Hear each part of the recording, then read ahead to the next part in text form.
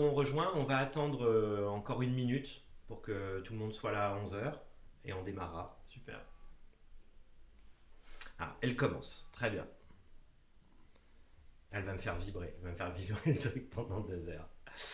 Et je sais pas comment ça se désactive. Voilà, c'est pas grave. Bien. Bon, il va rester une trentaine de secondes et on va pouvoir démarrer. Elle est sympa cette photo. Tu as vu le film au moins? J'ai vu le film plusieurs fois. C'est vrai? Plusieurs fois. J'ai revu il y a pas longtemps. Et ben j'étais étonné de rester jusqu'au bout. Il est long en plus, hein, je crois que c'est un 2h30. Ou 2 heures. Bien. Allez, on se donne encore une quinzaine de secondes là. Dès que mon téléphone passe à 11 heures, on démarre. Ah, c'était moi. Ok. Bien. Il est 11 heures. Bonjour à tous, bonjour Alban. Bonjour.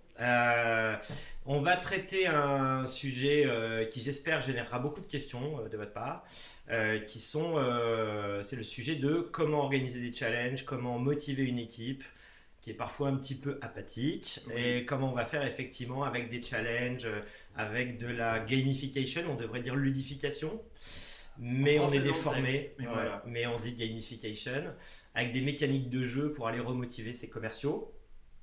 Donc pour l'instant les slides ne sont pas accessibles, on vous les rendra accessibles dans l'après-midi, on vous enverra le replay aussi dans l'après-midi ou demain matin au maximum, vous pourrez faire tourner à vos équipes, vos copains comme vous voulez. Et puis je vous invite surtout à poser des questions au fur et à mesure là où vous regardez la vidéo. Ouais. Parce que donc le format est un peu toujours le même format. Ce qu'on fait, c'est on fait un peu moins de 30 minutes pour essayer de présenter le sujet. Et puis ensuite, on va prendre, c'est l'avantage du live, les questions-réponses, mais il faudrait qu'elles soient posées avant pour qu'on puisse les filtrer et qu'on puisse que ce soit fluide à la fin de l'intervention. Ouais. Bien. Et sur cette présentation, Ouais. une surprise à la fin du webinaire. Exactement. Ouais. Qu'on ne dévoile pas puisque c'est une Surprise. surprise. Voilà. Donc on a un invité spécial aujourd'hui. J'ai demandé de nous rejoindre, Alban, qui est cofondateur de Acticea. Exactement. Et peut-être que tu pourrais te présenter. Acticea, donc c'est une boîte basée sur Nice. On existe depuis 7 ans. Notre métier, c'est accompagner les entreprises dans leur démarche de prospection commerciale. On a parmi nos clients Wurt, on a SFR Business, mais aussi beaucoup de PME. On les accompagne, ça peut être sur la prise de rendez-vous pour des commerciaux, ça peut être sur de la qualification de base de données ou bien encore des enquêtes. Et tu fais beaucoup de jeux et de On fait challenges. beaucoup de jeux, bien sûr. La ludification chez Acticea est très présente parce qu'on est sur un métier qui est dur. Je pense que vos commerciaux, si vous leur parlez prospection, télémarketing, ils commencent à faire la grimace. Et c'est dur pour 3 raisons. La première, parce que c'est très répétitif. La deuxième, il faut un mental d'acier, parce que j'ai beaucoup d'objections, parce que j'ai beaucoup de refus. Et la troisième, parce que les commerciaux, dans leurs études ou même dans leur quotidien d'entreprise, n'ont pas de formation au télémarketing. Donc on est sur un métier qui est très dur et la gamification prend tout son sens. Et tous les commerciaux, y compris ceux qui travaillent sur des plus gros deals, y compris ceux qui travaillent Exactement. sur... C'est tous les types. Alors après, on pourrait même étendre au-delà des actions des équipes commerciales. Mais on va vraiment essayer de se focaliser là-dessus parce qu'on sait très bien que le commerce, pour le coup, la vente, c'est basé beaucoup sur la motivation. Et vous voyez, vous avez une photo là de comment ça se passe chez Acticea. Non, dans le loup de Wall Street, il y a beaucoup de ça, il y a beaucoup de téléphones, il y a beaucoup de choses qui. C'est vraiment, ça montre beaucoup ce film, en tout cas sur la première partie, que la motivation fait signer. Exactement. On est sur du soft skill, de la compétence humaine, qui peut être un peu transactionnelle, et donc c'est la clé. Et donc, on va essayer de faire. La présentation en 3 étapes, très rapidement. Le premier, on va voir un peu le problème, pourquoi ça ronronne, pourquoi les plateaux sont silencieux ou trop, ou quels sont les symptômes. Et puis on va voir ensuite les statistiques. Est-ce que le fait de faire des jeux, ça a vraiment un impact? Et puis si on décide de mettre en place des challenges commerciaux, quelles sont les mécaniques? Comment on fait? Qu'est-ce qui fonctionne? Qu'est-ce qui ne fonctionne pas?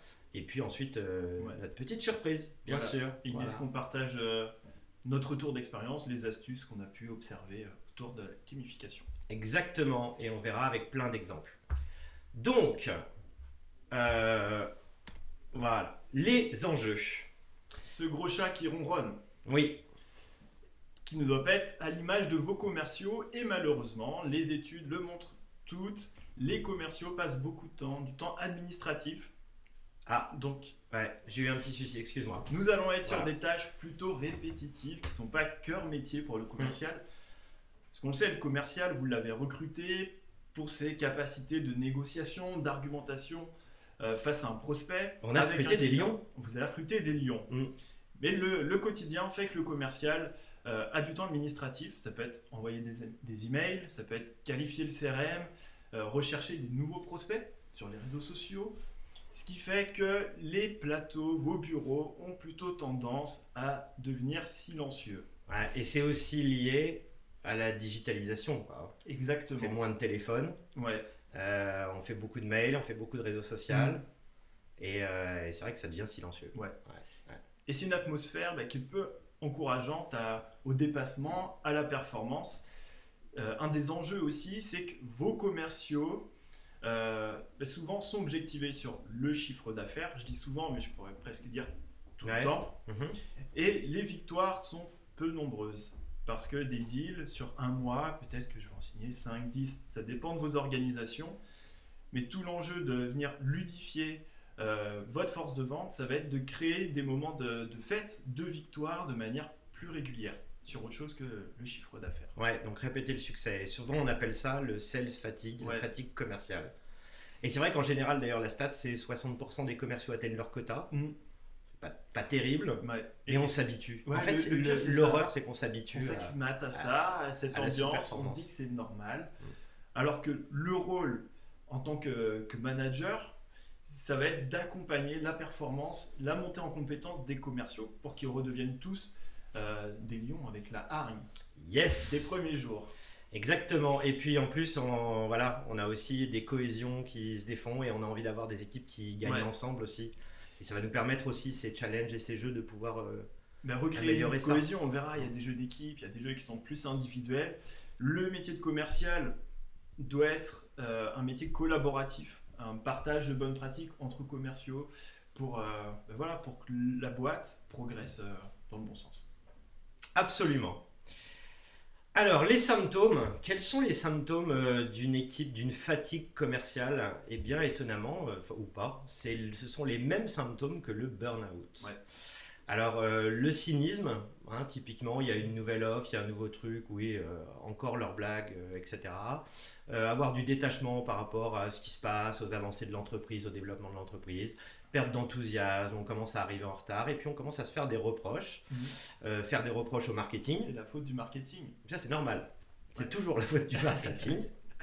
Et puis, on commence à reprocher à un tel dans l'équipe, etc. Ça, généralement, c'est des bons symptômes, sauf bien sûr, Les 10 minutes de joie lorsqu'un deal est signé. c'est ça. Malheureusement, ces 10 minutes, c'est très court et très vite, le quotidien revient et on retrouve l'apathie de l'équipe, voilà, la mollesse. Il faut réussir à se sortir de ces symptômes pour tirer l'équipe vers le haut. Mais on a une grande force. L'ADN du commercial. Ouais, Depuis Homo erectus à Néandertal, peut-être Ouais. avant. peut-être avant le jeu. Ok, le jeu, déjà, c'est quelque chose de naturel. On l'a tous et même les lions aiment jouer. Bien sûr. Si je suis un petit lionceau et que je découvre la vie, que je joue pas avec mes frères et sœurs pour apprendre à me battre, je vais mourir. Donc le jeu, c'est quelque chose qu'on a tous dans nos gènes et vous avez de la chance parce que vos commerciaux sont des joueurs. Ce sont des mammifères. Et tous Ouais. les mammifères jouent. C'est ça, Du rat au exactement. gorille. Ce sont des joueurs plutôt compétiteurs, qui aiment le challenge, qui aiment la performance. Alors le premier réflexe face à ça, quand je cherche à créer une dynamique dans ma force de vente, ça va être de créer un challenge commercial. Mhm. Le challenge commercial, basiquement, je vais faire un classement par rapport au chiffre d'affaires sur un mois, qui sera le meilleur ou les meilleurs, et je vais récompenser le premier ou les 3 premiers avec une récompense. Tu n'es pas fan. Je suis pas super fan de ça. D'accord. La mécanique me semble trop simple. L'argent, c'est important, on est tous d'accord. L'argent comme source de motivation, moi ça me paraît trop simple. Et avec les mécaniques de jeu, on va aller chercher plus de subtilité. chez les commerciaux qui sont en quête de reconnaissance dans leur activité. Alors moi, je suis tout à fait d'accord avec toi. Depuis 20 ans que je vois des commerciaux, que je rencontre, etc. C'est jamais l'argent. La vraie motivation, c'est jamais l'argent. C'est la reconnaissance sociale. Exactement. Que l'argent peut procurer, soit. Et c'est d'essayer d'avancer, de trouver un meilleur job, d'aller chercher tel client, d'aller signer un plus gros deal. C'est des challenges qui vont se mettre à titre perso, plus que l'argent en tant que tel. Je pense que ça serait trop simple. Facile pour les managers. S'il n'y avait que l'argent, il n'y aurait pas de manager. Il n'y aurait plus de manager, la partie variable serait suffisante pour motiver, mais ce n'est pas le cas. Et donc le jeu, dans l'ADN du jeu, des mécaniques de jeu, il y a plein d'ingrédients qui sont efficaces pour bien manager une équipe. On verra les feedbacks réguliers, quasi instantanés, la communication, un objectif clair, des règles qui sont clairement établies, des choses qui sont essentielles pour que chacun dans l'équipe sache quelles sont mes missions, mes objectifs, et moi, en tant que commercial, quel est mon niveau de participation dans l'effort de la boîte. Ouais, parfaitement. Oui, puis en France, ça joue beaucoup. 35 millions de joueurs réguliers. Je le vois tous les jours, toutes les semaines, quand je prends l'avion, tout âge, sur le smartphone, ça joue, ça se démocratise, tout le digitalisation. Comme quand on était gosse. Comme quand on était gosse. Et que je faisais des batailles entre des petits pois et des brocolis. Et il y avait toute une histoire autour de ça. Oui, pareil. Donc tu disais, c'était intéressant la participation, et notamment les commerciaux. Les commerciaux sont ceux qui vont le plus participer dans ces jeux. Contrairement à... C'est une idée reçue, en fait. On imagine que peut-être ils vont être réfractaires, etc. Mais ce qu'on voit, et notamment on a pris quelques exemples, parce qu'il y a des boîtes, depuis 10 ans, il y a beaucoup de boîtes qui ont mis en place des challenges. Toutes les boîtes, même les grandes boîtes françaises, les Oracle, les Orange, les Bouygues Télécom, etc. Et quand on mesure, donc on n'a pas toujours des mesures, mais là on a mesure sur 4 exemples, je ne vais pas rentrer en détail, mais ce qu'on voit, c'est que les taux de participation chez les commerciaux sont toujours à plus de 90%. Parce qu'on leur laisse toujours la liberté. Est-ce que vous pouvez venir participer ou pas, mais à plus de 90%, ils vont venir participer au challenge. Un des principes de base, le jeu n'est jamais obligatoire. Donc j'ai la liberté de participer, et là on voit sur les 4 exemples qu'on a des beaux taux de participation qui sont déjà un premier indicateur que le jeu est pertinent pour une équipe. Et peut-être en sortant de ces petits exemples, mais en essayant, parce qu'on ne va pas rentrer dans tous les exemples de ce qu'ils ont mis en place, on verra ça plus tard, mais les principaux bénéfices, il y a une étude que tu voulais nous présenter de Aberdeen. Exactement, les principaux bénéfices, donc là on est très chiffré, mais le chiffre d'affaires, c'est le plus impacté. Une croissance du chiffre d'affaires, vous allez encourager vos commerciaux à performer, donc automatiquement le chiffre d'affaires va augmenter avec la taille du deal moyen et la conversion de leads. Là on a des commerciaux qui ont plus le couteau entre les dents, qui sortent de leur zone de confort, et ça se voit sur les chiffres de la boîte. Posez vos questions au fur et à mesure, si ça vous évoque quelque chose et ça vous semble. Maintenant, on va commencer à rentrer beaucoup plus dans le concret. Et juste une pression. Au-delà de ça, vous avez la chance, les commerciaux, on est sur un métier où on peut facilement chiffrer. C'est vrai. On a des métriques qui sont idéales pour se challenger et créer des jeux. Au-delà de ces chiffres, c'est aussi la culture d'entreprise, la bonne ambiance retrouvée sur le plateau qui était silencieux. Où là, je revois des personnes qui prennent du plaisir parce qu'on s'amuse. Tout à fait. Alors, on va voir, il y a une étude qui a été faite de Talent LMS et qui a regardé tous les commerciaux qui participaient à des jeux pour essayer de comprendre quels étaient les moteurs qui fonctionnaient bien. Et puis ensuite, plus tard, là, on rentrera ensuite vraiment dans les exemples concrets. Ce qu'on voit, c'est que ce qui est le plus intéressant pour les commerciaux, ce qui crée le plus d'enthousiasme, ça va être le fait de progresser par niveau. Et c'est pas toujours évident. Ça veut dire qu'on passe un niveau, il se passe autre chose dans le deuxième niveau, et il se passe autre chose dans le troisième niveau. Ensuite, les points, les scores, le fait d'avoir un retour constant sur sa performance, les barres de progression, ça c'est ce qui fonctionne le mieux. Voilà. Et ce qui fonctionne le moins bien, les fausses bonnes idées. La compétition entre les collègues, j'ai mis amis, mais plutôt les collègues, ça c'est peu apprécié des commerciaux.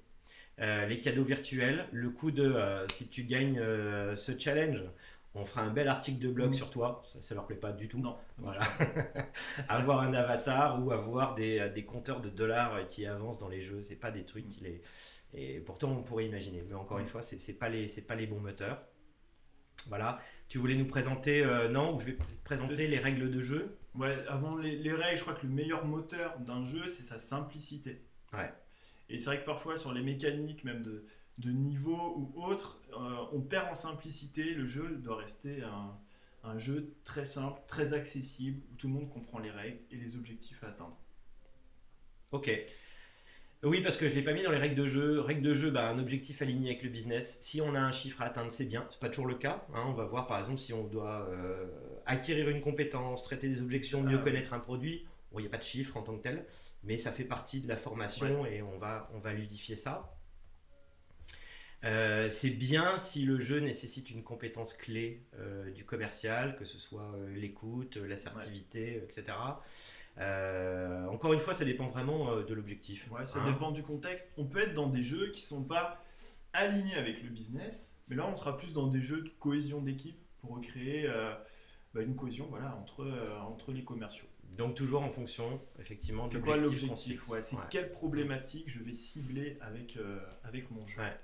Dans toutes les règles de ce type de jeu professionnel, on essaye de laisser, et les jeux normaux d'ailleurs c'est pareil, des espaces de liberté. On a le sentiment qu'on n'est pas obligé juste de faire ça pour réussir, mais qu'on peut être un peu créatif autour de ça, qu'on peut essayer d'aller chercher un peu autre chose. On peut aller rogner sur la ligne jaune des règles du jeu. Ça fonctionne bien. Il y a aussi quelque chose qu'on n'a pas mis ici souvent, mais si on veut avoir les meilleurs bénéfices sur les jeux, il ne faut pas que ce soit forcément le meilleur commercial de l'équipe, c'est toujours lui qui va gagner le jeu. Justement, en fait, si on veut avoir le plus de bénéfices commerciaux quand on fait un challenge, c'est de tirer les 60-70% Exactement. Qui sont un peu plus average, un peu plus moyens dans la performance. Et c'est ceux-là, si on leur fait gagner 10%, c'est ceux-là qu'on va aller chercher. C'est ceux-là qu'il faut aller chercher. Et donc, le jeu permette à des gens qui sont moins performants économiquement, en termes d'atteinte d'objectifs, de pouvoir gagner les jeux. On a dit tout à l'heure déjà la progression par étapes, on va pas revenir dessus. Support de suivi. Ce qui m'intéressait, alors créer de la cohésion, ce qui m'intéressait c'était les deux questions au-dessus de nous. On fait de la compète ou on fait du collaboratif? Les deux. On peut faire les deux. Ouais. Alors indépendamment, bien sûr, on va varier les jeux après. Donc on peut faire des jeux de compétition où je vais être moi en compétition avec mes collègues. Collaboratif, moi j'adore les jeux collaboratifs parce qu'il y a cette notion d'équipe. Donc on peut faire de la compétition collaborative où je vais faire une équipe de 5 commerciaux ou même plusieurs équipes, ça dépend de la taille de ma force de vente. Et les équipes vont s'affronter entre elles. Et là, ça va générer des comportements d'entraide dans l'équipe. Et en tout cas pour Actissa, on base beaucoup nous sur du collaboratif et ça fonctionne très bien. Très bien. Les lots aussi, alors il y a toujours une question, est-ce qu'on doit mettre des lots, est-ce qu'on ne doit pas mettre des lots? Vous aurez probablement aussi des questions, on pourra peut-être prendre plus de temps aussi dans la partie questions-réponses peut-être pour traiter ça. Une première réponse pour toi, est-ce qu'il faut mettre des lots ou de l'argent? Moi ce que j'ai remarqué c'est que lorsqu'on met un lot, une récompense, de l'argent, alors déjà on se pose toujours la question, quelle récompense pour que ça plaise à tout le monde. Et ensuite... Tu parlais tout à l'heure de la ligne borderline pour les commerciaux. Généralement, après, ils sont focalisés uniquement sur la récompense et plus sur le jeu, ce qui va créer potentiellement des comportements de triche. Je crois que l'idée du jeu, c'est de se dire, moi je suis manager, je vais accompagner mes commerciaux par le jeu en ayant des mécaniques plus ludiques à être plus performants, plus efficaces. Et par nature, vos commerciaux ont certainement une partie variable sur leur salaire. Oui. Comme c'est généralement le cas, voilà. Donc par nature, parce qu'ils vont être plus performants à la fin du mois, plus de leads, plus de chiffre d'affaires, et donc c'est tout bénéf pour eux. J'aime quand les jeux, c'est le plaisir de jouer. Si vous avez des enfants, avec vos amis, quand vous jouez le week-end, un jeu, on peut jouer au poker. Mais beaucoup te diront que le poker, s'il n'y a pas d'argent en jeu, c'est pas intéressant. Ça change. Ça change l'esprit du jeu.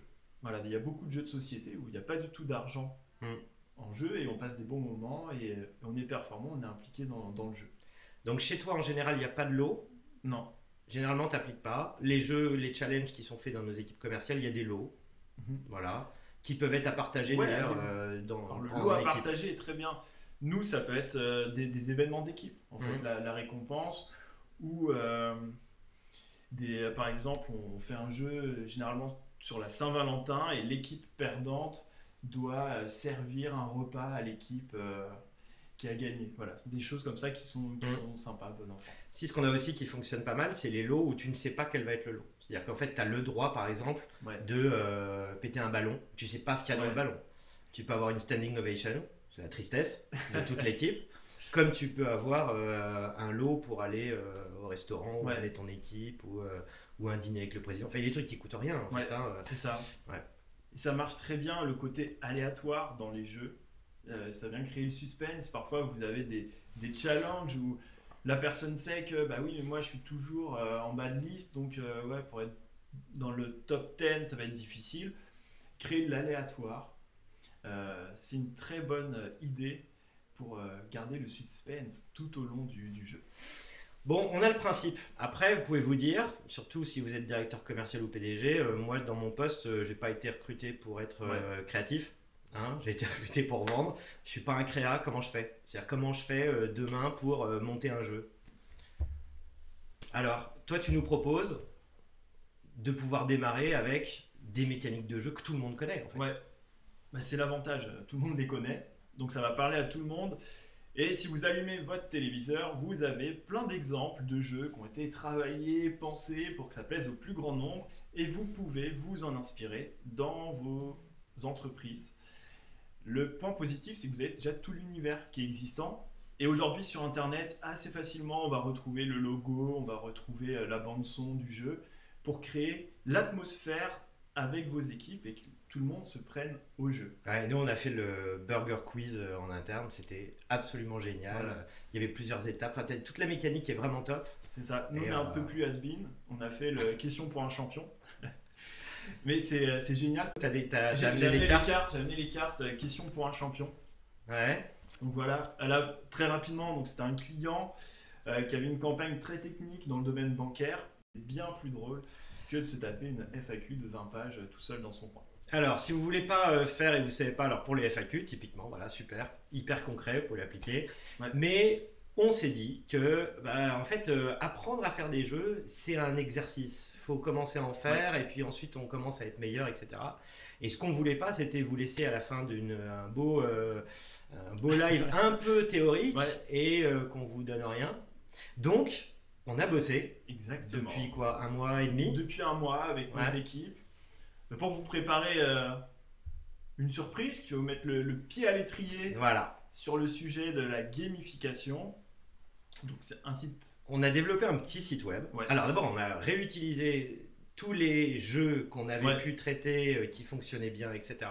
On a créé des jeux qui s'appliquent à tout, que vous ayez des équipes de prospection, des équipes en voiture, sur le terrain, commercial, grand compte. On a essayé de voir quelque chose qui puisse toujours s'appliquer Ouais.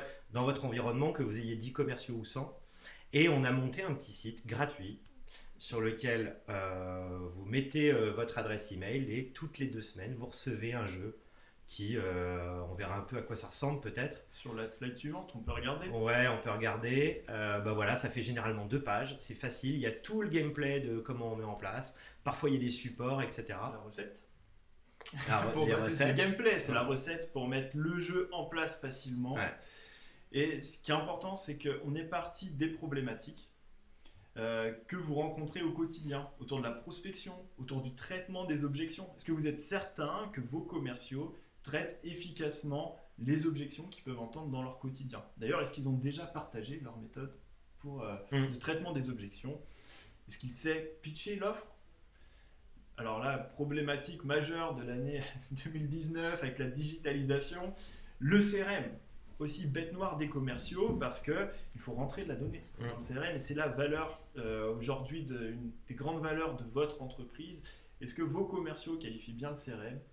Donc nous avons des jeux, des idées de jeux qui ont été testées en interne et qu'on vous partage pour vous permettre de progresser sur le sujet. Donc on a beaucoup bossé, j'espère que vous vous amuserez, que vous ferez tourner le mot à vos Tant que- copains qui sont ouais. dans d'autres entreprises, commerciaux, etc. C'est super simple, c'est no strings attached, il n'y a rien de... Ouais. Vous avez juste à mettre vos données, puis votre email, et puis vous recevez Plug and play. les jeux super faciles que vous pouvez imprimer. Là, il y a un truc sur les recommandations, il y a comment s'adapter quand on a différents prospects, etc. J'imagine que vous avez des questions. Hein. Est-ce qu'il y avait d'autres choses? Est-ce que tu voulais rajouter? Il y a une question souvent qu'on se pose, parce que là, dans les jeux, on a des jeux qui durent 1 heure, 30 minutes, 1 heure. Et on a 1 ou 2 jeux qui sont sur 2 semaines. Ouais. Qu'est-ce que tu préfères comme type de durée? Tu en as un peu parlé au début, mais...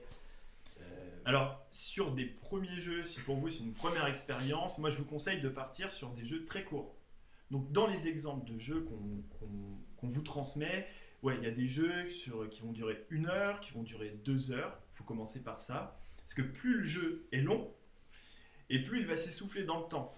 Donc le pire, c'est dans ces boîtes où on fait des jeux qui durent 1 an, ou même 3 mois. Pour moi, c'est déjà trop long. À titre d'exemple, nous, chez Actissa, le jeu le plus long, il dure 2 semaines. On est sur un jeu autour de la Saint-Valentin. Ouais. 2 équipes s'affrontent. L'indicateur business qui est suivi, c'est le taux de succès. Donc, c'est-à-dire que si j'ai 10 personnes argumentées au téléphone, combien j'ai converti en rendez-vous pour le commercial, en rendez-vous physique. Et les équipes s'affrontent sur ce taux de succès qu'on se transforme pour la Saint-Valentin en taux de séduction, qui est le plus grand séducteur. Le challenge dure 2 semaines, et la première fois qu'on a mis ce jeu en place, on s'est aperçu, dès la fin de la première semaine, où les équipes s'essoufflent. Et on a décidé de rajouter des mini-jeux, bonus, décorrélés du business, mais chaque jour à la pause du matin, pendant 10 minutes, les équipes s'affrontent. Ouais. Ça peut être un rébut, ça peut être un blind test, ça peut être une partie de ping-pong. Voilà, plein de choses très drôles, mais qui viennent créer du rythme dans le challenge et permettent d'ajouter des points bonus. Donc, ce qui fait que les dés ne sont pas jetés en milieu de partie parce qu'une équipe a pris beaucoup d'avance. L'idée après, c'est pas non plus que ça prenne un temps fou au manager. Hein, donc ça peut être des choses simples ou des choses vous prenez sur ce qu'il y a sur le challenge commercial. Vous n'avez plus qu'à appliquer. Ouais. C'est super facile. Parfois, vous avez 20 minutes de préparation. Il faut aller chercher les post-it d'un côté, les stylos. C'est pas très compliqué. Ouais. Voilà. On a une première question qui est comment inclure des jeux qui prennent en compte des équipes internationales qui ne vendent pas les mêmes produits et pas à la même échelle. Alors, à la même échelle, je ne sais pas comment on peut le traiter. Comment on traite sur des équipes internationales? Est-ce que tu as un feedback dessus? Au contraire, c'est top. Mais après, s'ils ne vendent pas les mêmes produits, ils ont peut-être il y a toujours un point commun, quand même. Il y a un objectif commun. Sur les équipes comme ça internationales, c'est vrai que quand vous avez des personnes qui sont dispersées, ce qui va être la plus grande difficulté, ça va être comment je vais partager l'information, la communication autour du jeu. Donc on doit avoir un support digital, généralement. On doit avoir un support digital ou vidéo, pour communiquer. Et après, le jeu, pourquoi on le fait en fait? C'est quoi la problématique? Est-ce qu'il y a une problématique commune aux équipes internationales? Si la réponse est non, peu d'utilité de faire un jeu en commun. Ouais. Ou alors un jeu de cohésion d'équipe peut-être. Si la réponse est oui, je pense qu'il faut se concentrer sur cette problématique et cibler le jeu autour de la problématique. Ouais. Mais cela dit, c'est un vrai problème quand on a des équipes partout, c'est un vrai challenge d'avoir de la cohésion entre les équipes. Ouais. Qu'elles s'alignent qu'elles commencent vraiment à travailler ensemble. Et on peut répéter, faites des points toutes les semaines, c'est pas du tout la même chose que de les faire jouer ensemble au même challenge. Voilà. Avant qu'on aille plus loin dans les questions, il y a peut-être certains d'entre vous qui doivent partir pour le cas. On vous remercie, on vous souhaite bon appétit. On va continuer, on a encore quelques questions à traiter. Alors, pensez-vous pertinent de mettre en place une mécanique dont la prime est corrélée au score du jeu ou bien faut-il distinguer le jeu de l'objectif afin de conserver l'esprit du jeu? Nous, on est corrélé. Perso, ce qu'on fait chez nous, c'est corrélé. Ouais. Nous, on est décorrélé. Toi, tu es décorrélé. Voilà, donc il n'y a pas de réponse. Ça dépend vraiment du contexte du jeu, ça dépend le contexte, le climat qui est présent dans vos équipes. Ouais. Alors, que pensez-vous des jeux longs sur un quarter, donc un trimestre, corrélés aux objectifs des commerciaux? Bon, c'est un peu ce qu'on a dit. C'est-à-dire qu'au bout de 2 semaines, si on sent qu'on ne va pas gagner, pour le coup, on a une démotivation qui est x10. Ouais, et moi j'ai toujours les jeux qui sont corrélés au chiffre d'affaires. À mon sens, le chiffre d'affaires, c'est une conséquence d'actions que le commercial a dû mettre en place pour arriver à ce résultat. Et si on se concentre sur le chiffre d'affaires, je me concentre uniquement sur le résultat, sur la conséquence. Et c'est très bien de créer des jeux qui vont s'intéresser à l'effort que va faire le commercial. quelles actions il a mis en place. Et c'est ce qui va créer justement ce dont on parlait sur les premières slides, créer plusieurs succès dans son quotidien. L'effort, ça peut être le nombre d'appels passés, le nombre d'emails envoyés, le nombre de nouveaux prospects ajoutés, le nombre de rendez-vous pris, le nombre de devis effectués en volume, en valeur. Voilà, il y a plein d'indicateurs qui vont également permettre de mieux comprendre ce fameux entonnoir de prospection et à quel moment le commercial est en difficulté. Est-ce que c'est à la conversion du lead ou est-ce que c'est en début d'entonnoir pour trouver des prospects? Donc moi j'aime les jeux aussi qui se basent sur des indicateurs qui ne sont pas le chiffre d'affaires, mais des indicateurs de l'effort du commercial, quelle énergie il a mis dans sa prospection. Très bien, il y en a une qui est très intéressante. Pour conserver la motivation dans le temps, il faudrait donc compiler plusieurs mécaniques de jeu de mois en mois. Question subsidiaire, n'est-ce pas trop chronophage pour le manager? Alors, bon, déjà, vous allez sur Challenge Commercial, vous êtes tranquille pendant 6 mois. Exactement, voilà, vous avez 6 mois de vous adaptez. Ouais. Et après, ce qu'il faut voir, c'est que les jeux... Oui, il faut varier. De toute façon, il faut varier. On ne peut pas faire le même jeu tout le temps. Non, parce que sinon, le jeu va s'essouffler. Par contre, quand vous prenez l'habitude du jeu, vous allez retrouver les mêmes mécaniques. Et assez facilement, vous allez pouvoir dupliquer un jeu ou changer son environnement pour lui donner une nouvelle jeunesse. Ouais. Oui, bien sûr, tu réutilises en fait. Ouais. Tu réutilises des mécaniques. On recycle. On recycle les jeux. À partir de combien de commerciaux dans une équipe faut-il commencer à créer des jeux? Pour jouer, il faut être au moins 3 ou 4, ouais, non? C'est ça, à partir de 2, presque. Ah, 2, on peut se lancer des challenges. Bien sûr. Pourquoi pas. Mais bien sûr, à partir de 2, on peut faire des duels. Donc, on peut commencer à faire des challenges ou alors créer une équipe avec un objectif commun. Ouais, donc, y a pas de... si on a une équipe qui a une motivation intrinsèque forte, nous avons de la chance, précise la personne. Okay. Super. Comment mettre en place le jeu dans l'équipe? Je crains que l'équipe soit réticente au départ. Comment amener le sujet? Donc ils sont déjà très motivés et on pense qu'il va y avoir de la réticence à jouer. On a vu déjà dans les exemples que en fait, les taux de participation sont toujours très très forts de la part des commerciaux. Il faut coller à leur culture. Comme tu le disais, d'ailleurs, si c'est des fans de foot, on démarre sur le foot, s'il y a, etc. Mais généralement, il y a peut-être des types de commerciaux qui refusent de jouer. Non, mais déjà, félicitations. Si les commerciaux sont motivés intrinsèquement, ça veut dire que dans le management, dans le contexte de l'entreprise, il y a des bonnes pratiques. Et moi, je pense que le jeu, vous devez l'amener sur ok, les gars, c'est super, vous êtes motivés. D'ailleurs, je ne vais pas agiter une carotte devant vous pour vous motiver davantage. Par contre, on va créer des jeux avec des mécaniques de jeu pour vous faire encore gagner en performance. Et je crois que c'est ça l'idée, et de faire que le quotidien soit plus ludique, plus plaisant. On va prendre du plaisir, parce que si votre équipe maîtrise déjà bien le process sans le jeu, on va dire que le jeu, ça sera la cerise sur le gâteau pour que il y ait plus de plaisir dans l'équipe. Donc, notamment sur la performance. Ce qu'il faut éviter, j'anticipe une question qui est pas arrivée, mais le pire étant, les résultats ce mois-ci sont catastrophiques, vite, il nous faut un jeu pour closer le quarter. Parce que le temps de le monter, etc., ça va être compliqué. Donc il vaut mieux préparer, ou au pire on se le met de côté, on se dit attention, nous, ça va être une grosse période là, juin, juillet, parce que août va être mort, ou septembre, c'est une grosse période. Donc celui-là, je le place à telle période. Essayez d'anticiper un petit peu. Le jeu improvisé, le problème c'est qu'une fois que la crédibilité est retombée parce que le truc n'a pas fonctionné, après on rame pour remonter. C'est ça. Voilà. On a une question aussi, comment faire dans l'équipe quand l'équipe est dans 2 villes différentes, mais en fait c'est encore pire quand les gens sont sur le terrain dans des voitures. Là vous avez, c'est comme si vous avez 40 voitures sur le terrain, vous avez 40 commerciaux qui ne repassent pas toujours au bureau. Justement, c'est un peu ce qu'on disait. Toi, en plus, chez Acticea, ce que j'ai vu, vous avez vraiment des espèces de fichiers Excel améliorés où il y a des améliorations, c'est digital. Donc, ce qui est sympa, avec des points réguliers. Maintenant, vous êtes lancé dans une app du quotidien.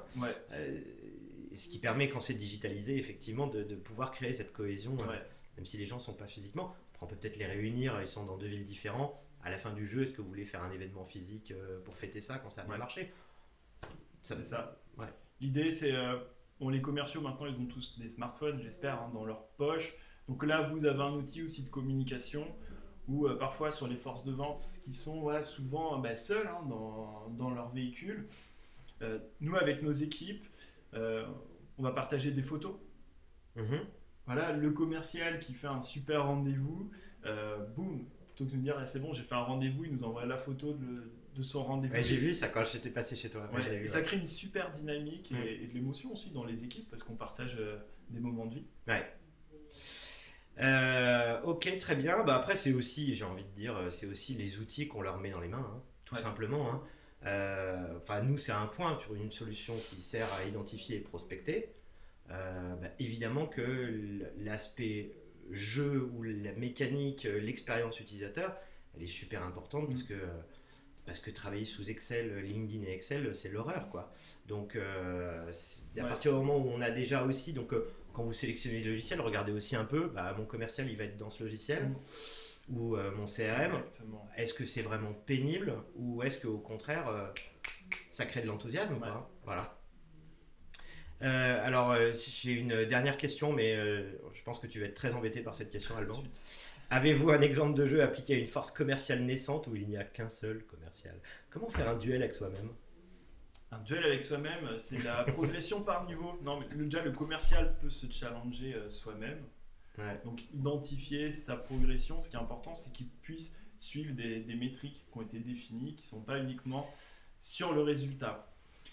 Après, si vous avez un commercial, moi je pense qu'il y a un jeu qui correspond dans le challenge commercial aussi sur le traitement des objections. Parce que même s'il est tout seul, il va devoir traiter des objections. Et vous pouvez l'accompagner.